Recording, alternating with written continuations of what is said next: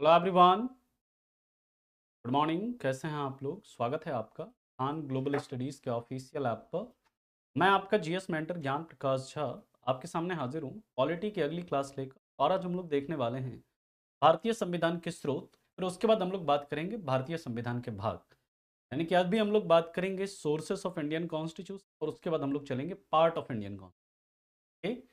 तो एक बार सभी लोग जुड़ जाएंगे, फिर हम लोग स्टार्ट करते हैं आज के सेशन को। कल की क्लास में हम लोगों ने देखा था जो अंतरिम सरकार पहली बार बनी थी कब, 2 सितंबर 1946 को। उसमें किसको कौन सा विभाग दिया गया था, कौन सा डिपार्टमेंट किसे मिला था, इसकी बात करी थी। पहले हम लोग बात करेंगे जब भारत आजाद होता है। जब पहली बार अंतरिम सरकार बनी थी तो वहां पर याद रखिएगा, जैसे लियाकत अली खां, वो किसके सदस्य थे? वो मुस्लिम लीग से मिनिस्टर थे। जैसे पहली बार अंतरिम सरकार बनी थी जोगिंदर नाथ मंडल, जो कि क्या थे? लॉ मिनिस्टर थे। वो किससे थे? मुस्लिम लीग से थे। लेकिन जब भारत और पाकिस्तान आज़ाद हो जाता है 1947 में, 15 अगस्त 1947 को, तो मुस्लिम लीग के सदस्य बाहर अंतरिम सरकार से। तो भारत में फिर से अंतरिम सरकार का क्या हुआ? गठन। फिर से आज़ादी के बाद फिर से अंतरिम अंतरिम सरकार बनती है। तो उसमें कौन क्या मिनिस्टर थे, इसके बारे में भी आपको याद रखना है। ठीक है, तो हम लोग उससे पहले लिखेंगे, फिर चलेंगे सोर्सेस पर। हेलो कोमल, संदीप, देवेश, पूनम, अमित, प्रीतम, शुभम, गोविंद, प्रतिभा, करण, विशाल, हर्ष। चलिए, अनूप। तो आजादी के बाद आफ्टर इंडिपेंडेंस, आफ्टर इंडिपेंडेंस जो अंतरिम सरकार बनती है स्वतंत्रता के बाद, जो अंतरिम सरकार बनती है उसमें कौन क्या रहते हैं उसकी हम लोग बात करते हैं। उसमें सबसे पहला जवाहरलाल नेहरू। जवाहरलाल नेहरू ये क्या रहते हैं? तो याद रखिएगा, एक तो ये प्राइम मिनिस्टर बने। उस समय तक प्राइम मिनिस्टर नहीं थे। इसके पहले क्या थे? वाइस प्रेसिडेंट थे। किसका? Executive council of viceroy. Viceroy की एग्जीक्यूटिव काउंसिल के क्या थे? वाइस प्रेसिडेंट थे, जो पिछली अंतरिम सरकार थी। लेकिन यहां पर अब क्या बन गए? Prime minister. दूसरा इनको क्या मिलता है? Foreign affairs. फॉरेन अफेयर्स यानी कि विदेश मामलों के मंत्री, विदेशी मामलों के मंत्री, यानी कि विदेश मंत्रालय मिलता है ना, विदेश। दूसरा, सरदार पटेल। सरदार पटेल को कौन सा मिलता है मंत्रालय? इनको मिलता है दोस्तों, याद रखिएगा, होम अफेयर्स। होम अफेयर्स यानी गृह मामलों के मंत्री ये बनते हैं। गृह मामलों के मंत्री बनते हैं। तीसरी बात करें, तीसरा याद रखिएगा, आर के सनमुखम। इंपॉर्टेंट है ये, आर के सनमुखम चेटी।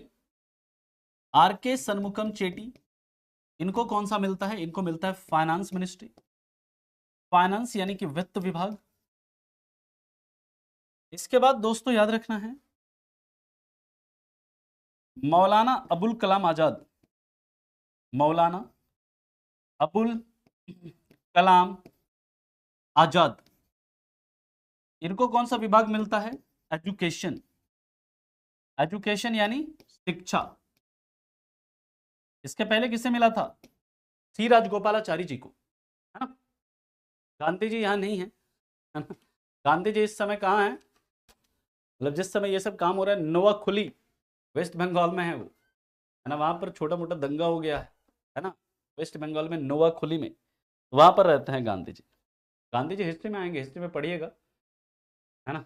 अनूप जी, गुड मॉर्निंग। खुशी, चलिए, यहाँ तक किसी को कोई दिक्कत है तो बताइए, इससे आप लोग लिख लें, फिर चलते हैं अभी और किसे कौन कौन सा विभाग मिला था याद रखना है आपको। एक एक पॉइंट, जितने भी पॉइंट मैं आप लोगों को करा रहा हूँ, एक एक पॉइंट आपको मतलब लिखना है अपने नोट में, एक भी पॉइंट नहीं छोड़ना है ना, क्योंकि किसी भी पॉइंट से आपके एग्जाम में सवाल बन सकता है।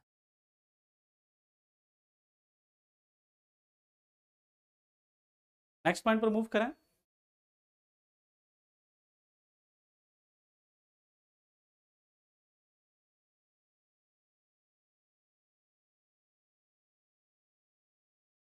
चलिए, अब अगले पॉइंट पर चलते हैं हम लोग। इसके बाद याद रखिएगा, B R Ambedkar, doctor B R Ambedkar.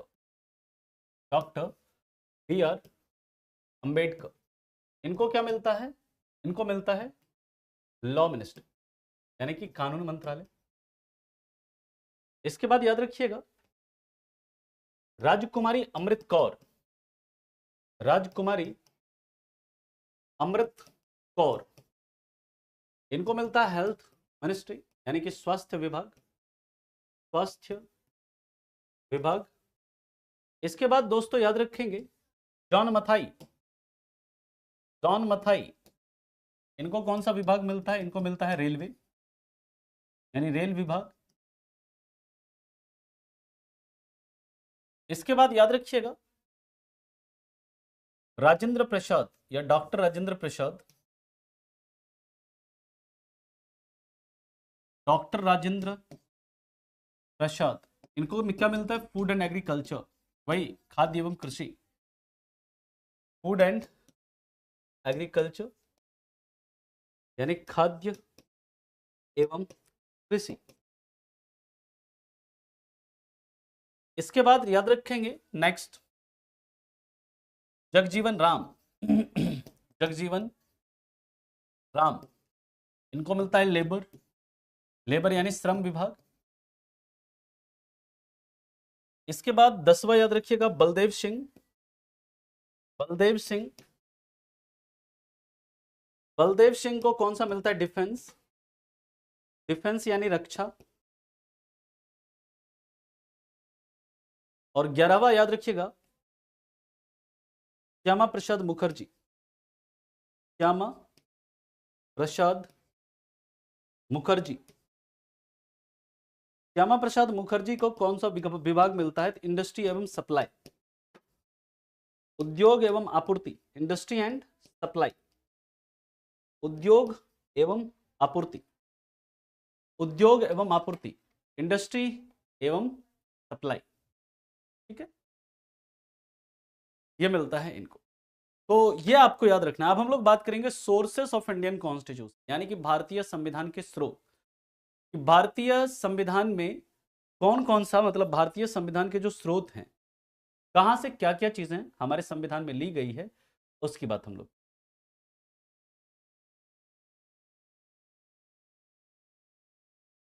Sir please policy के साथ हिस्ट्री और इंटरनेशनल रिलेट करते चलिए। पॉलिटी के साथ हिस्ट्री कैसे रिलेट होगा बताओ? हिस्ट्री पूरा अलग नेशनल मूवमेंट है। हाँ, इंटरनेशनल रिलेशन को हम लोग रिलेट करेंगे यहाँ पर, है ना।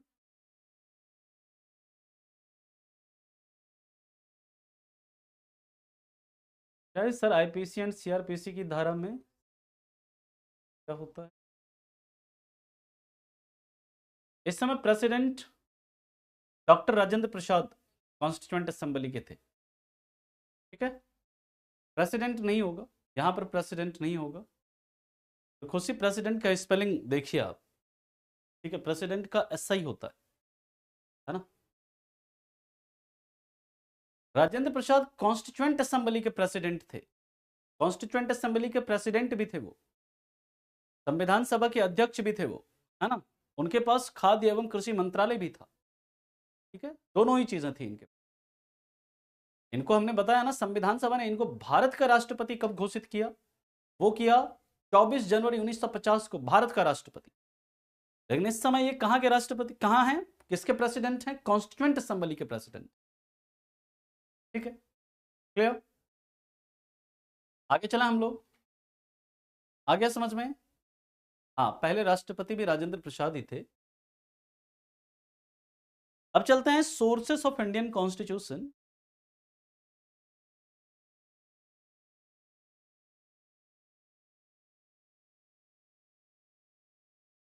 अगले पॉइंट पर चलते हैं हम लोग, sources of Indian constitution, sources of Indian constitution.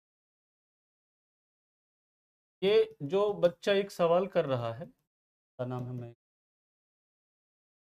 Pankaj Yadav ji, ये सब आप पढ़ेंगे कब? जब वर्ल्ड हिस्ट्री पढ़ेंगे ना, विश्व इतिहास पढ़ेंगे, तो वहां पर आपको पता चलेगा गांधी जी क्या कर रहे थे और अदर कंट्रीज में क्या हो रहा था। ये हमारे इंडियन पॉलिटी का पार्ट नहीं है। आप पढ़ेंगे ये चीज, लेकिन वो हिस्ट्री का पार्ट है, जो हिस्ट्री वाले सर पढ़ाएंगे वहां पर आपको पढ़ाएंगे वो सब चीज। यहाँ पर हमें पॉलिटी और इंडियन कॉन्स्टिट्यूशन, उससे रिलेटेड चीजों को पढ़ना है। हाँ, जब मतलब हम इंडियन हिस्ट्री के बारे में मतलब यहाँ पर पॉलिटी को पढ़ेंगे, जहाँ पर आईआर के बारे में पढ़ना होगा, वहाँ पर हम इंटरनेशनल रिलेशन के बारे में बताएंगे। What is role of United Nations, है ना? रोल ऑफ यूनाइटेड नेशंस क्या क्या रोल होता है अलग अलग जगहों पर, ठीक है? जो मतलब यूएनएचआरसी है उसका क्या रोल होता है, अलग अलग चीज़ें हम लोग देखेंगे वहाँ पर। सोर्सेस ऑफ इंडियन कॉन्स्टिट्यूशन, ये हमारा अगला टॉपिक है, भारतीय संविधान के स्रोत। भारतीय संविधान के स्रोत, ठीक है। जब भारतीय संविधान के स्रोत की बात करते हैं तो पहला पॉइंट याद रखिएगा, हमारे संविधान में 60 देशों से 60 देशों से कुछ कुछ हिस्सों को लिया गया, यानी कि 60 देश का संविधान पढ़ा गया और 60 देशों के संविधान से हमने कुछ कुछ चीजें ली अपने संविधान के अंदर। लेकिन कभी भी अगर आपसे पूछा जाए हमारे संविधान का सबसे प्रमुख स्रोत क्या है, बता सकते हैं? What is main source of Indian constitution? Main source of Indian constitution, main source of Indian constitution, यानी कि हमारे संविधान का सबसे प्रमुख स्रोत क्या है, कोई बता सकता है? हमारे संविधान का सबसे प्रमुख स्रोत, एनीवन? आपको बताया भी है पहले, सबसे मुख्य स्रोत, यानी कि जहां से कई सारी चीजें हमारे संविधान के अंदर ली गई है।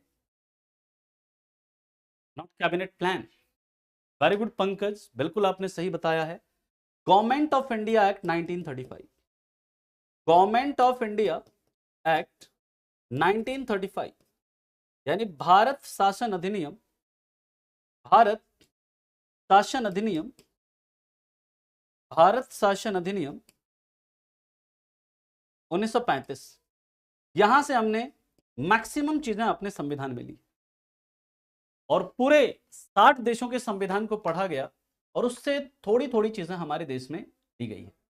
लेकिन अब ये 60 देशों के बारे में हमें नहीं पढ़ना, 60 देशों से हमने क्या क्या लिया, इसमें 10 कंट्रीज ऐसे हैं जहां से क्या क्या चीजें ली गई है, वो आपको याद रखना है। हम लोग अब बात करते हैं कि किस देश से हमने क्या क्या चीजें ली है, किस कंट्री से हमने क्या क्या चीजें ली है, उसके ऊपर हम लोग बात करेंगे। तो पहले आप इसे लिख लीजिएगा। कभी भी अगर आपसे पूछा जाए हमारे देश में संविधान को, हमारे देश में कितने देशों के संविधान से कुछ कुछ चीजें शामिल की गई है, तो याद रखिएगा 60 देशों के संविधान से। बिल्कुल सुजल जी, बिल्कुल आपने सही कहा है।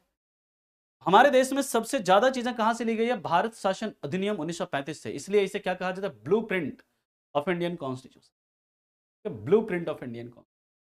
Okay, clear? चलिए नेक्स्ट हम लोग बात करते हैं, अगले पॉइंट पर चलते हैं। यहां तक सभी ने नोट कर लिया होगा, और नोट अगर नहीं करें तो बाद में भी आप नोट कर सकते हैं, साथ साथ अगर आप नहीं कर रहे हैं तो। हाँ, नया टॉपिक है ये, सोर्सेस ऑफ इंडियन कॉन्स्टिट्यूशन, ये नया टॉपिक है।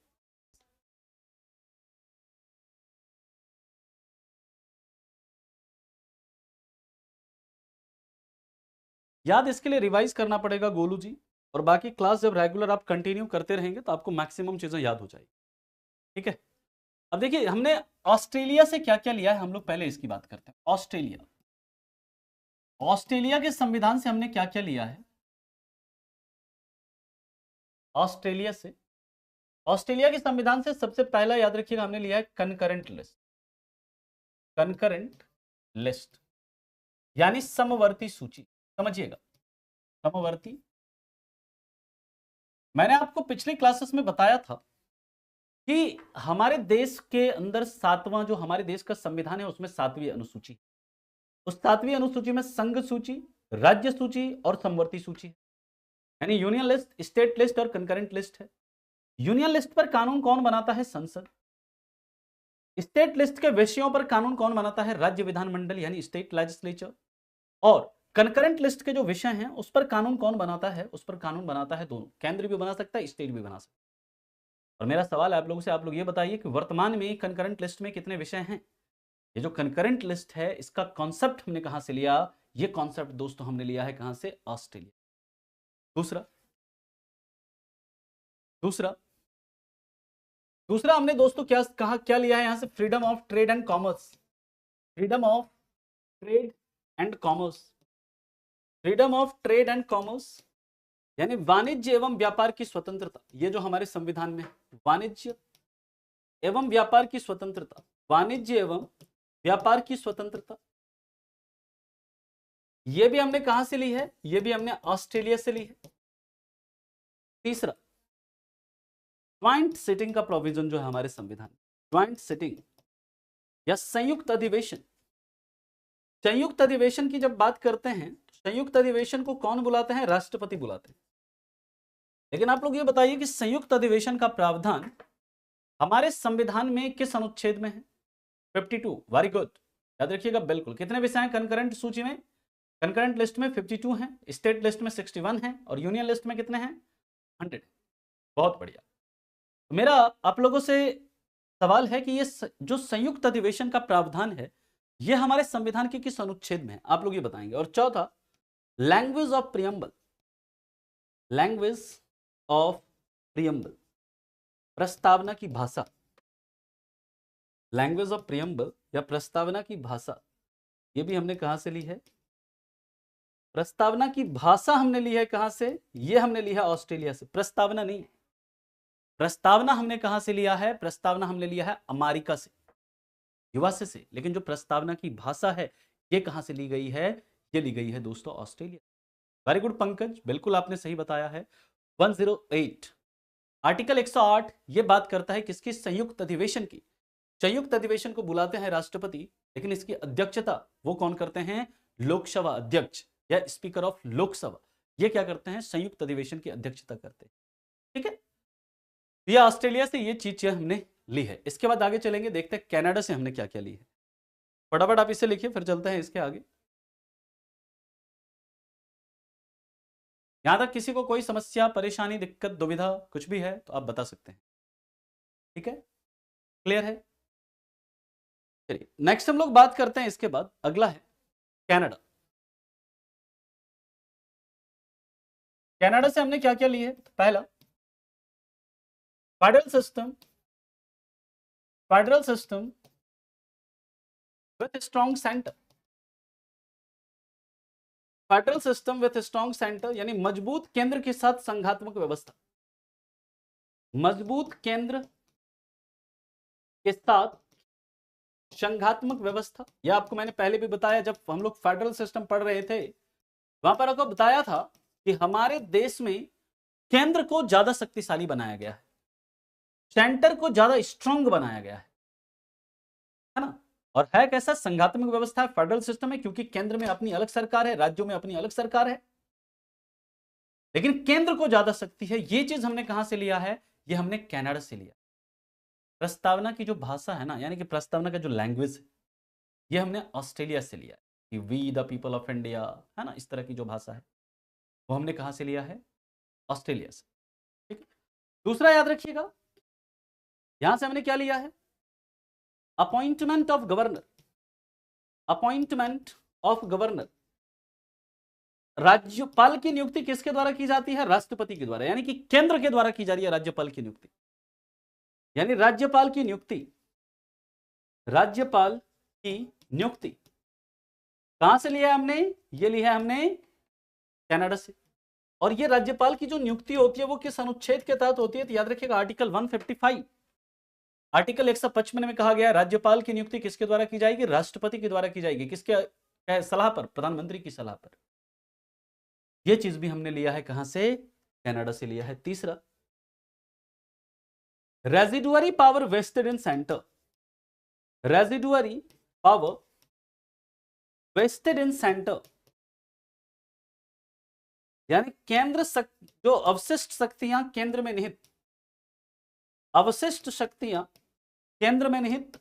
आपको बताया था कोई ऐसा विषय जो तीनों सूची में से किसी में नहीं है, वो जो तीनों सूची में से किसी में नहीं है, वैसे विषयों को क्या कहते हैं, वैसे विषयों को कहते हैं हम लोग अवशिष्ट विषय। और अवशिष्ट विषय पर कानून बनाने का अधिकार किसे है हमारे देश में, पार्लियामेंट को है, संसद को है, केंद्र को है। ये जो रेजिडुअरी पावर वेस्टेड इन सेंटर, ये चीज भी हमने कहां से ली है, ये भी हमने ली है कनाडा से।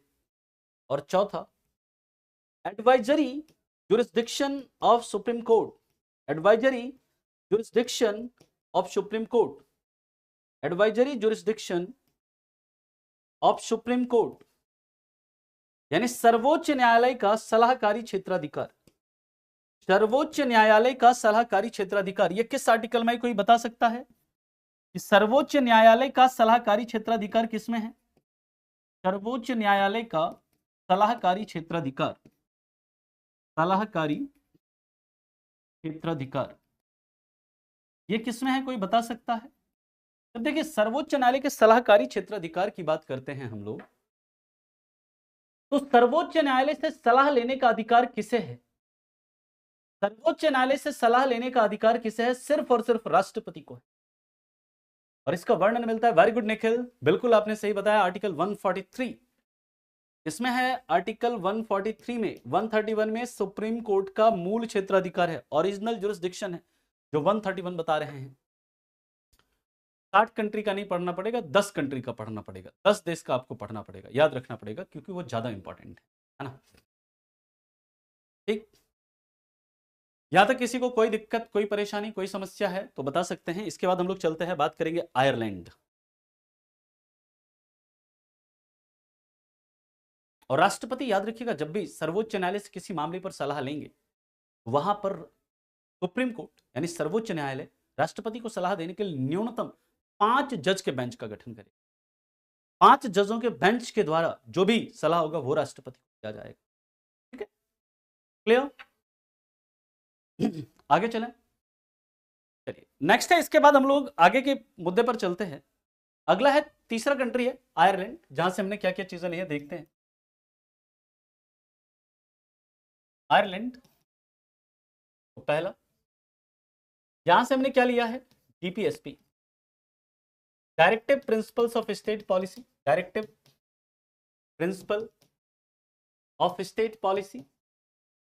ये कहां पर है? हमारे संविधान के भाग 4 में है, यानी हमारे संविधान के भाग 4 में है, और अनुच्छेद 36 से 51 तक है। राज्य के नीति निर्देशक तत्व, इसी को शॉर्ट फॉर्म में हम लोग डीपीएसपी बोलते हैं, राज्य के नीति निर्देशक तत्व, इसी को हम लोग शॉर्ट फॉर्म में क्या बोलते हैं, डीपीएसपी कहते हैं। दूसरा, nomination of members in Rajya Sabha, nomination of members in Rajya Sabha, यानी राज्यसभा में सदस्यों का मनोनयन,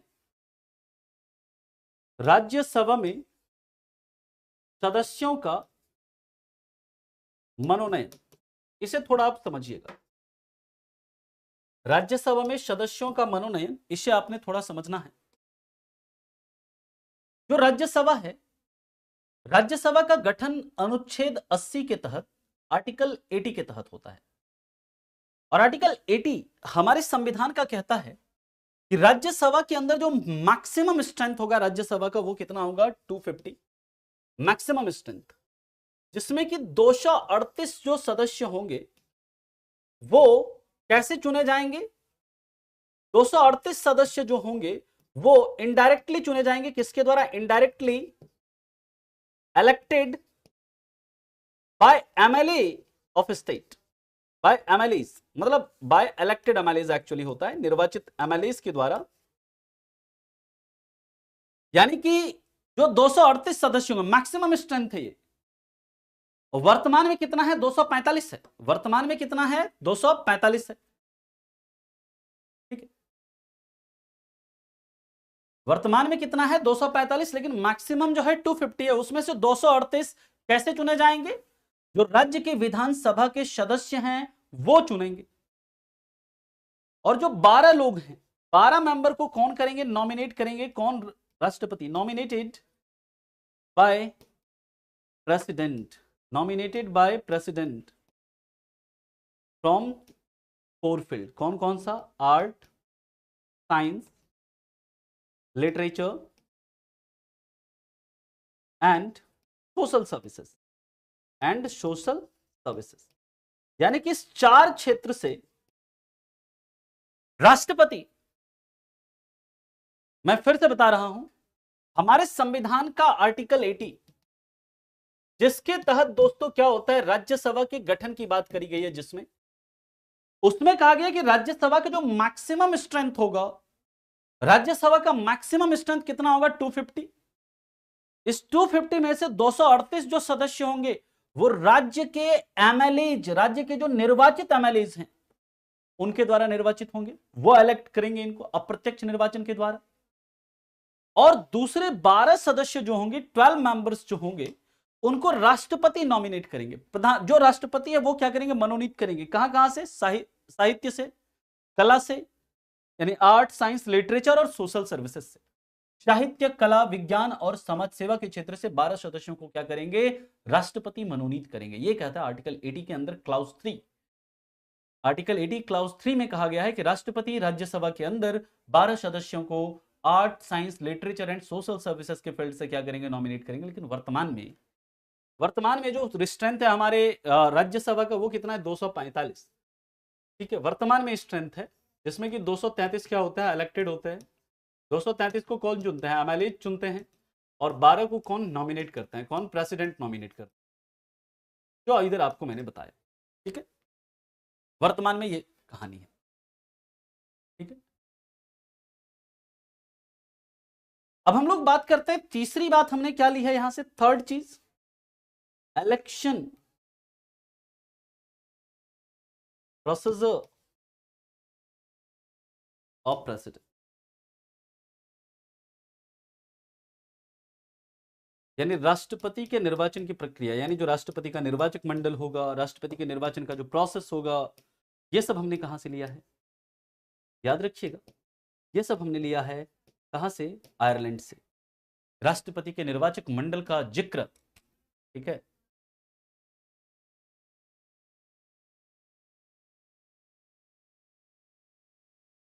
चलिए मैं फिर से एक बार समझा देता हूं। फिर से सभी बच्चे एक बार फिर से सुनिएगा ध्यान से क्लास में।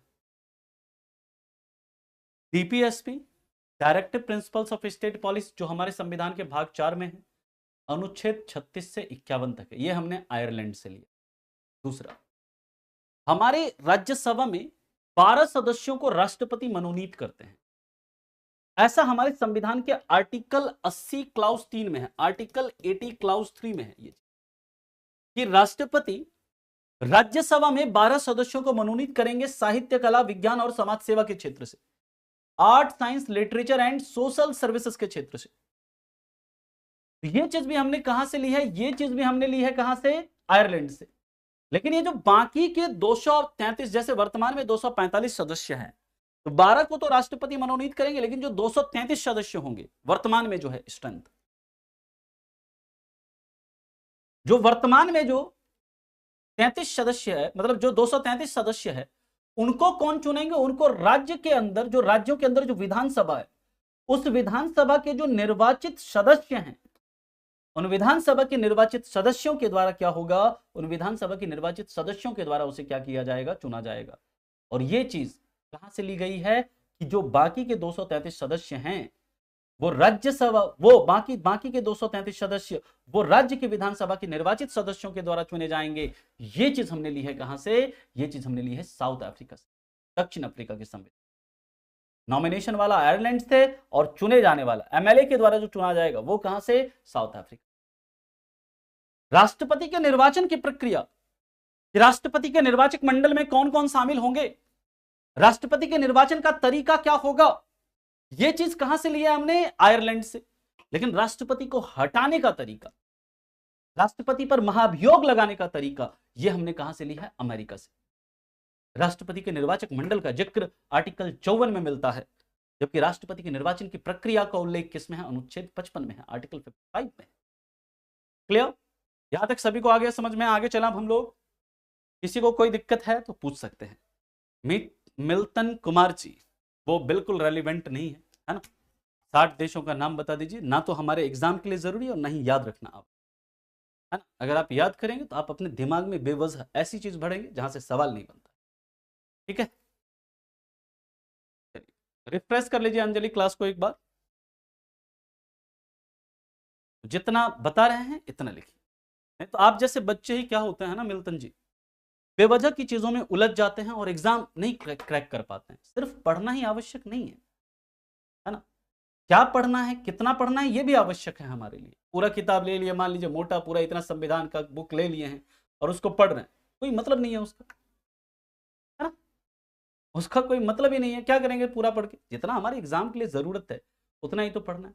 आप सीआरपीसी लेकर पढ़ रहे हैं, आईपीसी लेकर पढ़ रहे हैं, एक सवाल नहीं आपके एग्जाम में बनेगा, है ना? कितना पढ़ना है, क्या पढ़ना है, एग्जाम निकालने के लिए आवश्यक। ठीक है, चलिए नेक्स्ट हम लोग बात करते हैं। इसके बाद अगला है रसिया। रसिया का संविधान, यहां से क्या क्या लिया है हमने? तो सबसे पहला याद रखिएगा क्या लिया हमने, फंडामेंटल ड्यूटीज। फंडामेंटल ड्यूटीज या मौलिक कर्तव्य। मौलिक कर्तव्य ये कहां पर है दोस्तों? ये हमारे संविधान के भाग 4 क में है या भाग 4 ए में है। याद रखिएगा जब हम बात करते हैं संविधान के भाग 4 ए की, ये हमारे मूल संविधान में नहीं था मौलिक कर्तव्य, मूल संविधान में नहीं था। याद रखिएगा ये इसे जोड़ा गया सरदार स्वर्ण सिंह समिति के सिफारिशों पर। कब? 42वें संविधान संशोधन 1976 के द्वारा। और हमारे संविधान के अंदर आर्टिकल 51 ए है जिसमें कि मौलिक कर्तव्यों का जिक्र है। इनिशियली यानी स्टार्टिंग में कितने मौलिक कर्तव्य जोड़े गए? 10, 42वें संविधान संशोधन के द्वारा। लेकिन एक संविधान संशोधन है या 86वां संविधान संशोधन 86th कॉन्स्टिट्यूशनल अमेंडमेंट जो 2002 में होता है, उसके द्वारा याद रखिएगा 11वां मौलिक कर्तव्य जोड़ा गया, 11th फंडामेंटल ड्यूटी जोड़ा गया, जिस जो था हर गार्जियन हर पेरेंट का यह कर्तव्य होगा कि वो 6 से 14 वर्ष के बच्चों को कहां भेजे? स्कूल भेजे, विद्यालय भेजे। ठीक है, क्लियर है यहां तक? बुक देखिए, कोई भी बुक नहीं लेना है आपको, आपकी इच्छा है। ऐसे आपके नोट्स जो हैं वो एग्जाम के लिए मोर देन सफिशियंट है, इनफ है ना? बाकी आपकी इच्छा, अगर आप बुक लेना चाहते हैं तो एनसीईआरटी पढ़ सकते हैं, लक्ष्मीकांत की बुक है आप वो पढ़ सकते हैं। बट नोट जो है मोर देन सफिशियंट होगा, क्योंकि ये नोट्स जो आपको प्रोवाइड किए जा रहे हैं कई सारे बुक का निचोड़ प्रोवाइड किया जा रहा है, like Laxmikant, NCERT, DD Basu, Subhash Kashyap, कई सारे मतलब वेबसाइट्स को खंगाला जाता है। राज्यसभा का वेबसाइट, लोकसभा का वेबसाइट, गवर्नमेंट ऑफ इंडिया का website, election commission of India का वेबसाइट, सुप्रीम कोर्ट का वेबसाइट, पूरा खंगाला जाता है, फिर आपको ये नोट्स प्रोवाइड किया जाता है ना? और नोट्स आपको खुद ही बनाना है बिट्टू जी, है ना? नोट्स आपको खुद से प्रिपेयर करना है, जो मैं करा रहा हूं। इसका पीडीएफ आपको मिलेगा, पीडीएफ आपको बोर्ड पीडीएफ मिल जाता है। दूसरा देखिए क्या है, दूसरा यहां से हमने क्या लिया, 5 ईयर प्लान। 5 ईयर प्लान यानी पंचवर्षीय योजना। पंचवर्षीय योजना जो 5 ईयर प्लान पहले हुआ करता था ना, बाद में नीति आयोग आया और वो 5 ईयर प्लान खत्म हो गया, अब 5 ईयर प्लान नहीं बनता है। लेकिन जब तक नीति आयोग नहीं था, यानी 2015 से पहले 1 जनवरी 2015 को नीति आयोग का गठन होता है, national institution for transforming India, उसका गठन होता है 1 जनवरी 2015 को। लेकिन उसके पहले क्या था? प्लानिंग कमीशन था, योजना आयोग था, जिसकी स्थापना 15 मार्च 1950 को होती है। ये योजना आयोग 5-5 वर्षों के लिए योजनाएं बनाती थी। ये चीज भी हमने कहां से लिया है? रसिया से लिया है, रूस से लिया है। ठीक है पूजा जी, जितना मैं आपको करा रहा हूं ना बस इतना ही पढ़ना है। आप सभी बच्चों को मैं एक चीज बता दे रहा हूं, जितना मैं करवा रहा हूं बस इतना ही पढ़ना है, इसके अलावा आपको कुछ भी नहीं पढ़ना, है ना? और उसके बाद सवाल करना है बस। ठीक है, ठीक है। तीसरा है idea of justice. Idea of justice in preamble. प्रस्तावना में, प्रस्तावना में जो हमारी प्रस्तावना है ना, उसमें 3 प्रकार के न्याय की बात करी है। प्रस्तावना में न्याय की अवधारणा, न्याय की अवधारणा यानी जो हमारी प्रस्तावना है ना, उसमें 3 प्रकार के जस्टिस की बात करी गई है। कितने प्रकार के जस्टिस की? 3 प्रकार के। कौन कौन सा? इकोनॉमिक, ऐसे लिख लीजिए, social, political and economic justice. Economic justice. तीन प्रकार के न्याय की बात करिए, सामाजिक, राजनीतिक और आर्थिक न्याय। सामाजिक, राजनीतिक और आर्थिक न्याय। आर्थिक न्याय की जो बात करी गई है हमारे प्रियम्बल में, हमारी प्रस्तावना में, ये चीज हमने कहां से ली है? ये भी हमने रसिया, रूस में एक क्रांति हुई थी, रूसी क्रांति। रूसी क्रांति जो है 1917 में होता है, 1917 में होता है, और वहीं से हमने ये आइडिया लिया किसका? सोशल जस्टिस, पॉलिटिकल जस्टिस और economic justice. Sir making of constitution का 5 क्लास का पीडीएफ नहीं आया है विशाल, मैं अभी अपडेट करवा दूंगा अगर नहीं आया है तो। क्लियर है यहां तक? चलिए आगे चला हम लोग, यहां तक किसी को कोई दिक्कत? नेक्स्ट पॉइंट पर मूव करें। डेली पढ़िए, कम से कम आधा एक घंटा डेली पढ़िए यूजर जी, केजीएस यूजर जी, तो बेहतर होगा। करंट अफेयर्स के सवाल आपसे छूटेंगे नहीं फिर, है ना?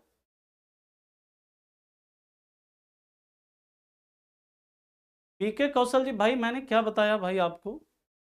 आप लोग चाहते हैं ना कि हर चीज, आप क्या चाहते हैं मैं आपको सही से बताता हूं। आप लोग, मेरी बात आपको हो सकती है कुछ समय के लिए बुरी लगे, खराब लगे, लेकिन आपकी भलाई के लिए मैं बताता हूं। हर बच्चा चाहता है कि सब कुछ ना पीपीटी के फॉर्म में, पीडीएफ के फॉर्म में लिखा हुआ मिल जाए। और जो बच्चे के मोबाइल में पीडीएफ जाता है ना, मुझे भी पता है वो बच्चा कितनी बार उस पीडीएफ को खोलता है। कौन मोबाइल से पीडीएफ खोल के पढ़ता है? मैंने तो लगभग 1% भी ऐसा बच्चा मतलब मैंने नहीं देखा है जो कि पीडीएफ खोल के, मोबाइल में जो पीडीएफ में लिखा हुआ उसको खोलकर पढ़े। मैंने तो नहीं देखा आज तक, बाकी आप लोगों का पता नहीं। जो बच्चे ये बोल रहे हैं कि सर पीडीएफ पूरा लिखा हुआ, मतलब कि पूरा टाइप फॉर्म में पीडीएफ, ऐसा आपको कई सारा पीडीएफ मिल जाएगा ऑनलाइन, आप सर्च करिए UPSC CDS polity PDF, 1000 PDF आपको ऐसे मिलेंगे।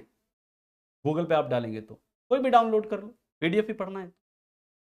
आप अपने खुद से नोट्स बनाइए, है ना, ताकि जब आपका एग्जाम हो, आपको रिवीजन करना हो, आप इस नोट्स को फॉलो कर सकें। यहां बच्चा क्या चाहता है? बिना मेहनत किए हमें कुछ नहीं करना पड़े, बस हम पीडीएफ डाउनलोड कर लें मोबाइल में और एग्जाम हमारा निकल जाए। नहीं होगा भाई ऐसा, क्योंकि आप बाकी अन्य बच्चे, आप वैसे बच्चे से कंपीट कर रहे हो जो लगातार 12-12 घंटे, 14-14 घंटे मेहनत कर रहे हैं नोट्स बनाने पर, ऐसे पॉइंट्स को लिखने पर जो कि उनको नहीं पता है उसको बार बार वो रिपीट कर रहे हैं, रिवाइज कर रहे हैं। वो इस इंतजार में नहीं कि कोई हमें पीडीएफ दे दे, मोबाइल में पीडीएफ रहेगा मैं एग्जाम क्लियर कर लूंगा। नो, ठीक है? तो बोर्ड पीडीएफ आपको मिल रहा है, आप इसके प्रॉपर अपने नोट्स बनाइए। वो सबसे, और मैं सभी के लिए बोल रहा हूं, करंट अफेयर्स हर सब्जेक्ट के लिए बोल रहा हूं। ऐसा नहीं कि मैं सिर्फ और सिर्फ साइंस के लिए बोल रहा हूं, मतलब सॉरी पॉलिटी के लिए बोल रहा हूं। ऐसा आप साइंस में भी करें, ज्योग्राफी में भी करें, पॉलिटी में भी करें, हिस्ट्री में भी करें और करंट अफेयर्स में भी, अगर आपको एग्जाम क्वालिफाई करना है तो। नहीं तो पीडीएफ डाउनलोड करने के चक्कर में ना एग्जाम तो क्वालिफाई नहीं होगा आपसे। बुरी लगेगी मेरी बात आपको, लेकिन मैं आपकी भलाई के लिए मैं ये बात बता रहा हूं, है ना? चलिए खैर, हमारे लिए तो देखो पीपीटी से पढ़ाना, हमारे लिए तो पीपीटी देना और पीपीटी से पढ़ाना मेरे लिए आसान है। मैं आऊं पीपीटी बना के आपको बोल दूं सब, बता दूं सब, है ना? वो तो और आसान है, लेकिन मैं ये नहीं चाहता हूं। मैं चाहता हूं आप सीखिए चीजों, ठीक है? क्वेश्चन अंकित जी मैंने बताया है कि क्वेश्चन मैं थर्सडे फ्राइडे सैटरडे 3 दिन कराता हूं यूट्यूब पर, 12:30 से 1:30 के बीच में, है ना? तो आपको जैसे क्वेश्चन की प्रैक्टिस करनी है वहां पर आप कर सकते हैं, बाकी आपको यहां पर भी क्वेश्चन मिलेगा, यहां पर भी आपको क्वेश्चन दिए जाएंगे, ठीक है? चिंता मत करिए।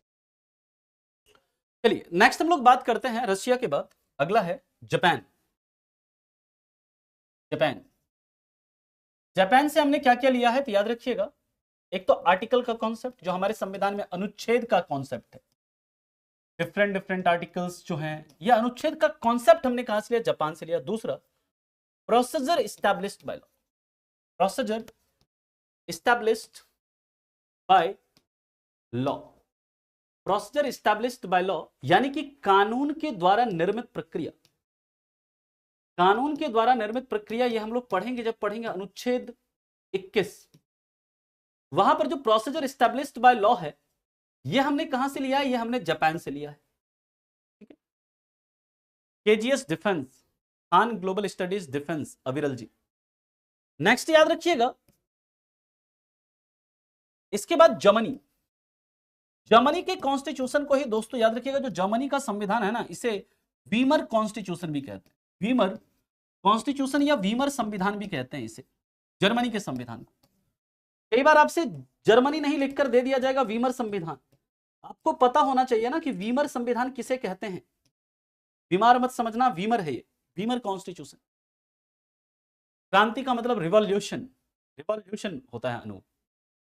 इसके बाद की बात करते हैं, जर्मनी से क्या लिया है हमने? Suspension of fundamental right, suspension of fundamental right during emergency, suspension of fundamental right during emergency, suspension of fundamental right during emergency, यानी कि ड्यूरिंग इमरजेंसी यानी राष्ट्रीय आपात के दौरान जो मौलिक अधिकार निलंबित हो जाते हैं, राष्ट्रीय आपात के दौरान मौलिक अधिकारों का निलंबन, ये चीज हमने कहां से ली है? ये हमने जर्मनी से लिया है। और ये मौलिक अधिकारों को निलंबित कौन करते हैं? तो ये करते हैं राष्ट्रपति। किस अनुच्छेद के तहत? आर्टिकल 358 और आर्टिकल 359 के तहत करते हैं। लेकिन मेरा आप लोगों से सवाल है, आप लोग ये बताइए कि राष्ट्रीय आपात जो है, ये राष्ट्रीय आपात का उल्लेख किस अनुच्छेद में है, किस आर्टिकल के तहत राष्ट्रीय आपात लगाया जाता है? इस चीज को आप बताइए। ठीक है,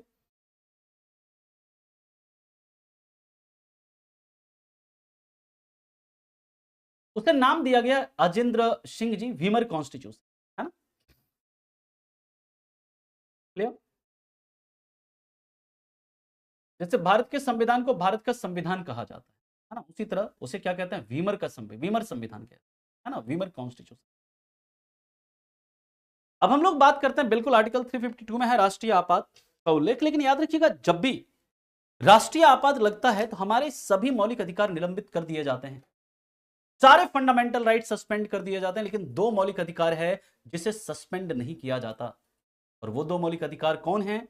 वो दो मौलिक अधिकार हैं, याद रखिएगा, आर्टिकल 20 और आर्टिकल 21।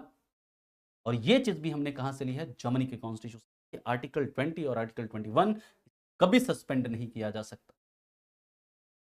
इमरजेंसी कब लगता है और क्यों? अनूप जी, इमरजेंसी जब हम लोग पढ़ेंगे, इमरजेंसी प्रोविजंस, पूरा 1-2 घंटे का लेक्चर होगा, उसमें हम लोग इमरजेंसी की बात करेंगे। सामान्यतः अभी आप इतना जान लीजिए कि जो आपका इमरजेंसी है, 3 आधार पर लगता है। एक तो वॉर, युद्ध के आधार पर, दूसरा एक्सटर्नल एग्रेशन यानी बाह्य आक्रमण के आधार पर, और तीसरा आर्म्ड रेबेलियन, सशस्त्र विद्रोह के आधार, है ना? ठीक है। राष्ट्रीय आपात मतलब उसमें क्या होता है? राष्ट्रीय आपात में केंद्र राज्य संबंध बदल जाते हैं, आपके मौलिक अधिकार कई सारे निलंबित हो जाते हैं।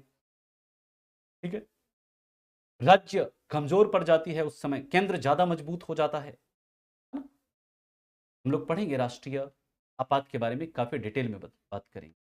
ठीक है, चलिए सर, इंडियन कॉन्स्टिट्यूशन से कोई देश कुछ लिया है क्या? हमारे लिए इंपॉर्टेंट नहीं है, कई देशों ने लिया होगा कि कुछ। हाँ, चलिए नेक्स्ट हम लोग बात करते हैं इसके बाद, यानी ये, लेकिन याद रखिएगा यहां पर कभी भी आर्टिकल 20 और आर्टिकल 21 हमारा सस्पेंड नहीं होता है ना, इस चीज को याद रखेंगे। इसके बाद दोस्तों हम लोग बात करते हैं यूके। यूके यानी ब्रिटेन। ब्रिटेन के संविधान से हमने क्या क्या चीजें ली है, समझिएगा। ब्रिटेन के संविधान से हमने सबसे पहला लिया है सिंगल सिटीजनशिप, यानी पूरे देश के लिए एक सिंगल नागरिकता मिलती है आपको। ये सिंगल सिटीजनशिप का कॉन्सेप्ट, यानी एकल नागरिकता का जो प्रावधान है, एकल नागरिकता, इसका प्रावधान हमने कहां से लिया है? ब्रिटेन से लिया है। दूसरा, बिल्कुल है, बोलू क्यों नहीं रहेगा। दूसरा, पार्लियामेंट्री सिस्टम, पार्लियामेंट्री सिस्टम यानी संसदीय प्रणाली, जो हमारे देश में संसदीय प्रणाली है, यह हमने कहां से ली है? ब्रिटेन से। By cameral legislature, by cameral legislature यानी कि जो हमारे संसद में 2-2 सदन है, लोकसभा और राज्यसभा, यह हमने कहां से ली है? द्विसदनात्मक विधानमंडल, यह हमने कहां से ली है? यह हमने ब्रिटेन से ली है। कैबिनेट सिस्टम, कैबिनेट जो सिस्टम है, कैबिनेट प्रणाली है, ये हमने कहां से ली है? ब्रिटेन से ली है। कैबिनेट प्रणाली यानी जो कैबिनेट होता है, मंत्री जो होते हैं अलग अलग, है ना, वो क्या है? वो आपका ब्रिटेन से हमने लिया है। इसके बाद रेट का जो कॉन्सेप्ट है, रेट, इसे हिंदी में भी रेट ही कहते हैं, इसका कॉन्सेप्ट हमने कहां से लिया है? ब्रिटेन से लिया है। Rule of law, rule of law यानी कि कानून का शासन, यह हमने कहां से लिया है? ब्रिटेन से लिया है। इसके बाद equality before law, equality before law, जब हम लोग पढ़ेंगे आर्टिकल 14 अनुच्छेद 14, वहां पर हम लोग पढ़ेंगे कानून के समक्ष समता, यानी कानून के समक्ष समानता, इक्वलिटी बिफोर लॉ। ये हमने कहां से ली है? ये भी हमने ब्रिटेन से ली है।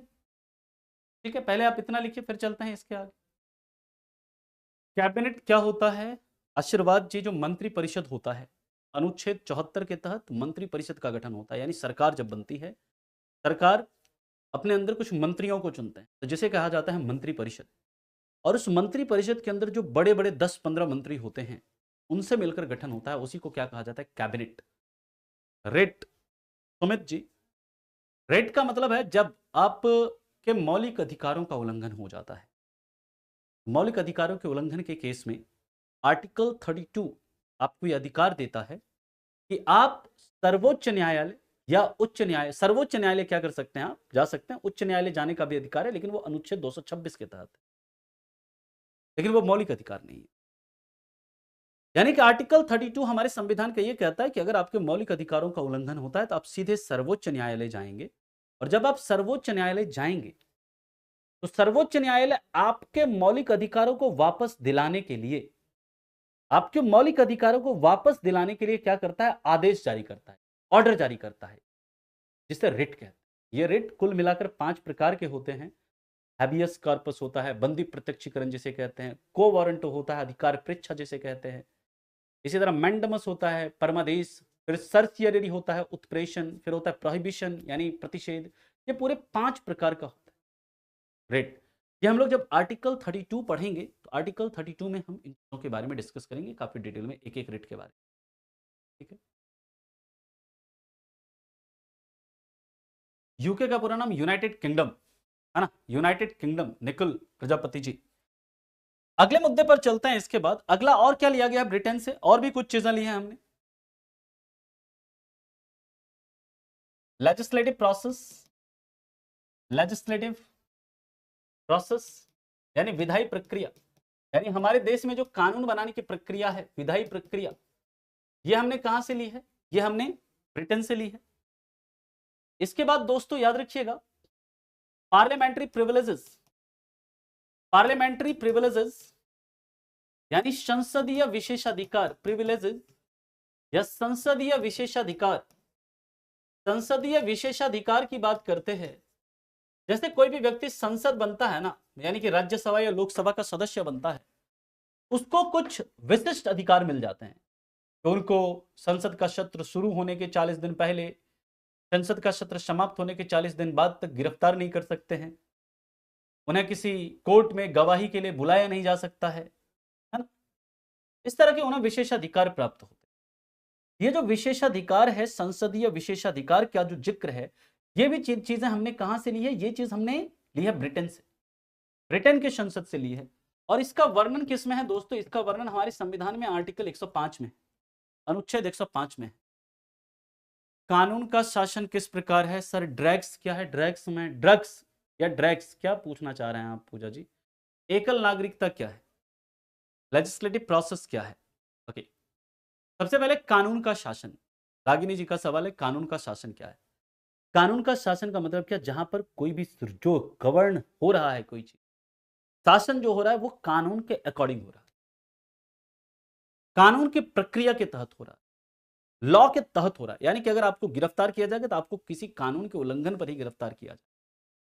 कोई चीज होगा तो वो कानून के अकॉर्डिंग होगा, लॉ के अकॉर्डिंग होगा, इसे कहते हैं कानून का शासन, रूल ऑफ लॉ। ड्रग्स एक नशीला, कई सारे नशीले पदार्थ हैं जिसे ड्रग्स कहते हैं। एकल नागरिकता क्या है?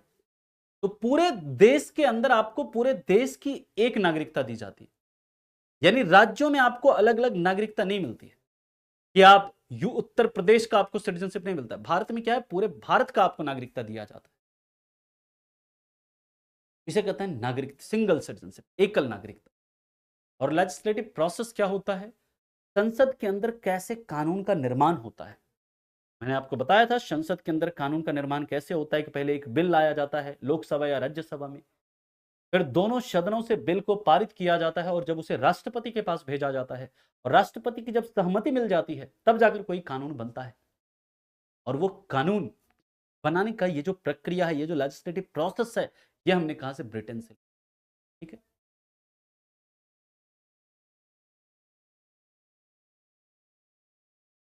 कैबिनेट प्लान से हमारे संविधान में बहुत कुछ है, तो फिर कैबिनेट प्लान को वापस, कैबिनेट प्लान से कुछ भी बोल रहे हैं पंकज जी।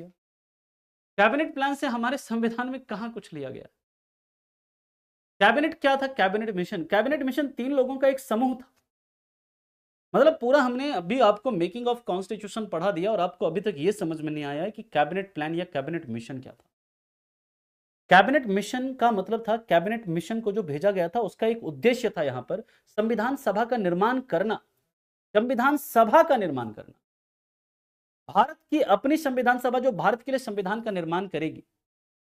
और कैबिनेट मिशन के अंदर जो 3 लोग थे, बताया था आपको, पैट्रिक लॉरेंस, अलेक्जेंडर अलेक्जेंडर जो थे, एक थे एबी अलेक्जेंडर और एक थे स्टैफर्ड क्रिप्स।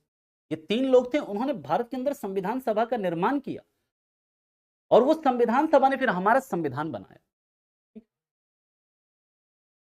क्लियर है। पार्लियामेंट्री प्रिविलेजेस क्या है ऋषिकेश जी, मैंने बताया, जैसे मान लीजिए आप लोकसभा के मेंबर, लोकसभा के एमपी चुन लिए जाते हैं या राज्यसभा के एमपी चुन लिए जाते हैं। आपको ना राज्यसभा या लोकसभा के एमपी बनने के कारण क्या होता है, आपको कुछ विशेष अधिकार मिल जाते हैं। जैसे कि आपको सदन के सत्र के दौरान, सदन का सत्र शुरू होने के 40 दिन पहले, सदन का सत्र शुरू होने के 40 दिन बाद आपको किसी सिविल मामले में गिरफ्तार नहीं कर सकते, आपको किसी कोर्ट में गवाही के लिए प्रस्तुत नहीं किया जा सकता है। ये सब विशेष अधिकार जो मिलते हैं, ये इसी को कहते हैं पार्लियामेंट्री प्रिविलेजेस। और ये चीज हमने कहा से, ब्रिटेन के संसद। बिल्कुल केजीएस यूजर जी, आप कभी क्वेश्चन देखिए उल्टा करके, ठीक है।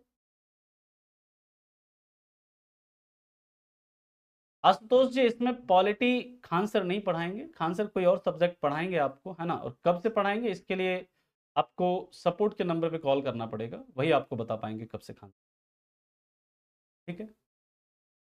इसके बाद दोस्तों यहां से हमने क्या लिया है, और याद रखिएगा यहां से हमने लिया है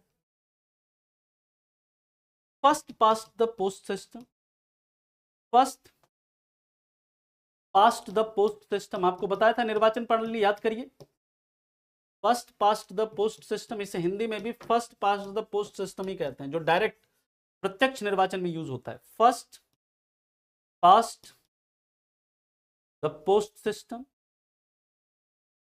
पोस्ट सिस्टम, ये हमने कहां से लिया है, ये हमने ब्रिटेन से लिया है, जो प्रत्यक्ष निर्वाचन में जिसमें कि आप किसी कैंडिडेट को वोट करते हैं, ये सिस्टम भी हमने ब्रिटेन से लिया है। और याद रखिएगा कलेक्टिव, बहुत इंपॉर्टेंट है ये, collective responsibility, collective responsibility to lower house, to lower house of parliament, to lower house of parliament, यानी कि संसद के निचले सदन के प्रति, संसद के निचले सदन के प्रति सामूहिक जिम्मेदारी, संसद के निचले सदन के प्रति सामूहिक जिम्मेदारी, सामूहिक उत्तरदायित्व लिख लीजिए, उत्तरदायित्व। इसका मतलब क्या है समझना है।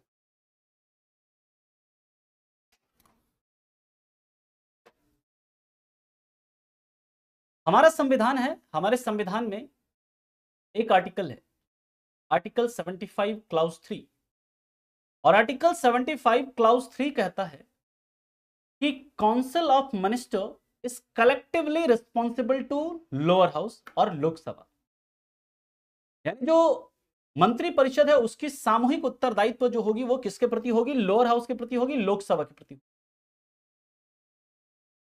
क्योंकि आपको पता है लोकसभा जो है उसको लोअर हाउस कहा जाता है, निम्न सदन या निचला सदन भी कहते हैं।